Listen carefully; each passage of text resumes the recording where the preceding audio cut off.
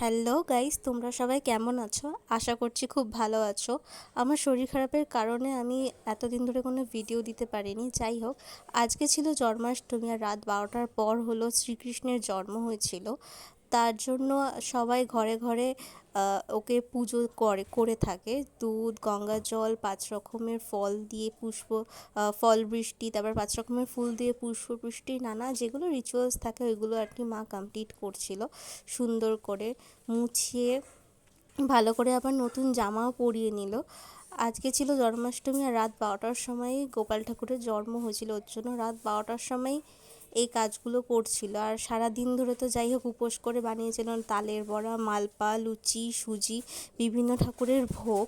সেই ভোগগুলোও আমি তোমাদের দেখাবো, তোমাদের সাথে শেয়ার করবো। ফার্স্টে ওকে জামাটা পরিয়ে নিলাম, আর তারপর ওকে সাজিয়ে ঠাজিয়ে আসনে বসিয়েছিলাম। আর আমাদের বার্থডেতে যেরকম সারা ঘর ডেকোরেশন করি, সেরকম আমি গোপালের জন্মাষ্টমীর দিনও আমার ভাইয়ের জন্মাষ্টমীর দিনও সারা ঘরটাকে ডেকোরেশন করি বেলুন, লাইটিং এসব দিয়ে। দেখতেও খুব ভালো লাগে আর মনটাও খুব ভালো হয়ে যায়। এই দেখো আমাদের গোপাল ঠাকুর। প্রথমে সবুজ কালারের জামা পরানো হয়েছিল, তারপর জামাটা চেঞ্জ করে হলুদ রঙের জামা পরিয়ে দিয়েছে, আর সাথে একটা চকলেটও দিয়েছি। যাই হোক, কেমন লাগছে কমেন্টে জানিও গোপাল ঠাকুরকে আমাদের। আর এখানে পুজোর সব জোগাড় যন্ত্র আয়োজন সব কিছু করে নিয়েছিলাম। পায়েস, ফল, তালের কি বলে ওটাকে, ক্ষীর, আরও অনেক কিছু বানিয়েছিলাম। তালের বড়া, মালপা, লুচি, সুজি, সব কিছু আয়োজন করে নিয়েছিলাম। আর এই দেখো আমার গোপাল সোনাকে, কি দারুণ লাগছে। আমার তো দেখে মনটা ভরে গেল, একদম জুড়িয়ে গেল।